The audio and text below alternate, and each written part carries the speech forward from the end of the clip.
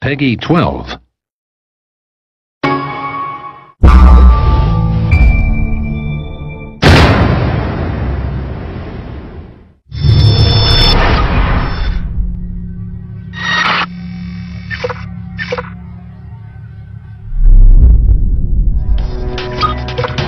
Hello, I'm Julian Gollop. Welcome to the Ghost Recon Shadow Wars gameplay video 1. I'm going to take you through one of the missions later in the game.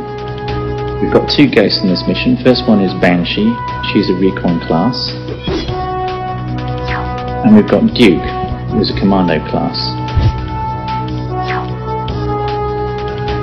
Our objective is to get to this door in the end of the corridor here and open it.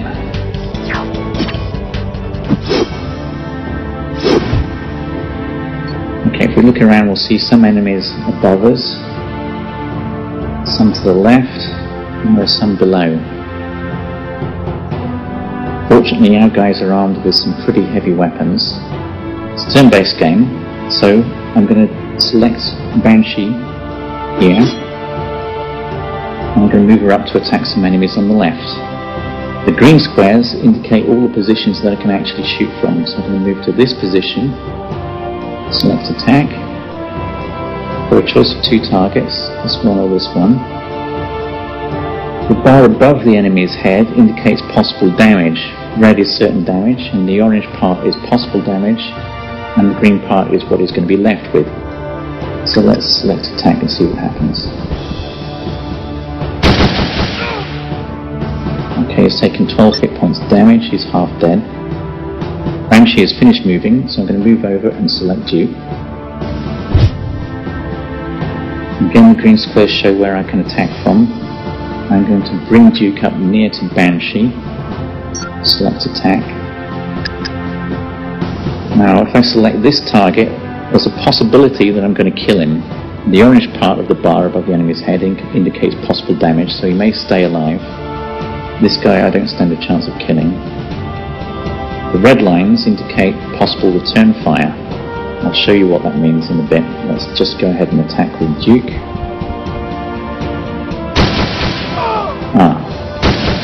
Unfortunately the enemy remained alive, and I got return fire from both of them. This is very important tactically to take into account return fire when you're attacking. At the moment it doesn't matter too much because my guys are very tough, and Duke is taking just a little bit of damage. Actually nothing yet. So let's end the turn and see what the enemies are going to do.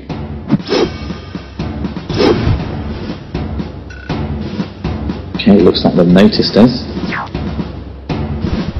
A couple of enemy assault troops moving up next to the turrets.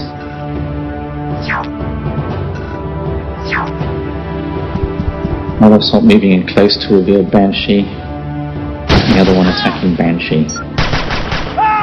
Normally Banshee cannot be attacked directly because of her camouflage, but if an enemy moves next to her, she becomes revealed. Okay, we've got the gunner drones moving up to the south, enemy commando, and above us again another enemy commando unit, some assaults. Here we've got two melee drones which are very nasty in close combat, so we don't want to let these guys get next to us. And finally we've got one more assault over to the left. Basically, we're surrounded. First, let's deal with the immediate threat. I'm going to take this guy out. I'm going to just move Banshee a little bit more towards our objective and attack from there. She's at close range, she does a lot of damage and kills in one hit. That's excellent. Now Duke is free to launch his attack over here. When I select Duke, I'm going to switch to his secondary weapon, which is a shoulder-launched missile launcher. I can't move so far and attack. And if I move here, not to attack, I can launch an attack on the line here. It's an area effect weapon, so I should be able to affect 3 targets. Let's see what happens. Excellent, I've taken out one of the turrets and 2 of the defending guards are seriously injured. See what the enemy can respond with. So it's moving up closer, but they're not in range to attack yet.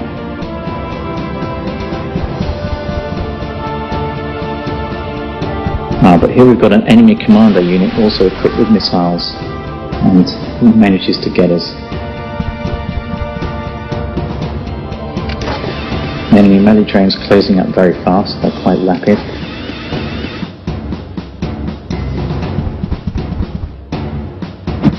So now I've got to be careful. I'll stick with the main objective. I'll get Banshee probably to attack the guys over on the left. So let's select Banshee. Banshee is equipped also with a secondary weapon. I'll switch to it now.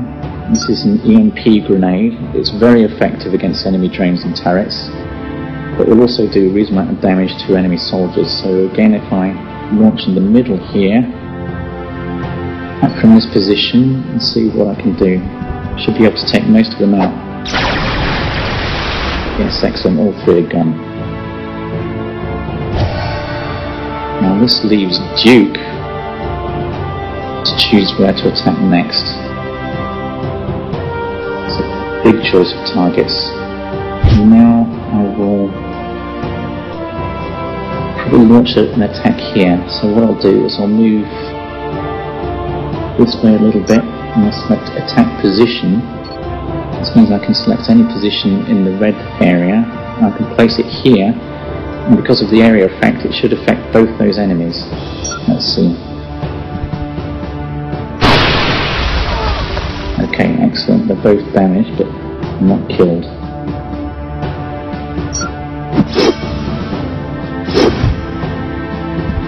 Finally, enemy assaults got up onto the main passage. The exchange of fire there. Gunner drone, which is quite nasty, is approaching rapidly. Another enemy commando with a missile launcher. Meanwhile, the enemy commando is still launching missiles at us. Duke is under really heavy attack here. We don't want these melee drones to get next to us, so somehow we're going to have to deal with them.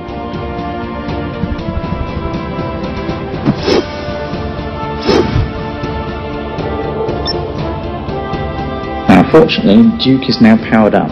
Whenever you attack an enemy or kill him, you get some power points. If you look at the blue bar on the bottom left, you'll see it's at 100%.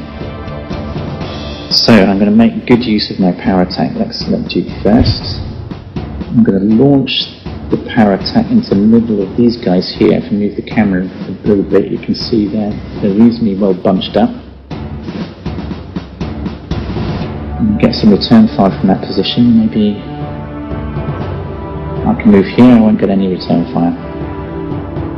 Now I'm going to select Wide Impact, which is Duke's power attack. This immediately extends the area of effect, and it will also do more damage, so I should be able to do quite a lot here. Let's see. So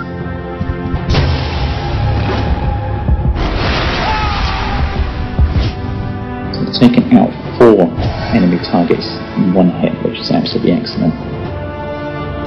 Okay, Banshee is now clear to get to the door, so let's get up towards the door here and see what happens.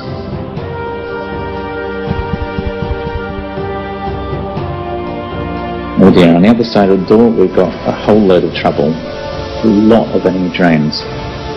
But to find out how to beat them, you'll have to play the game for yourself.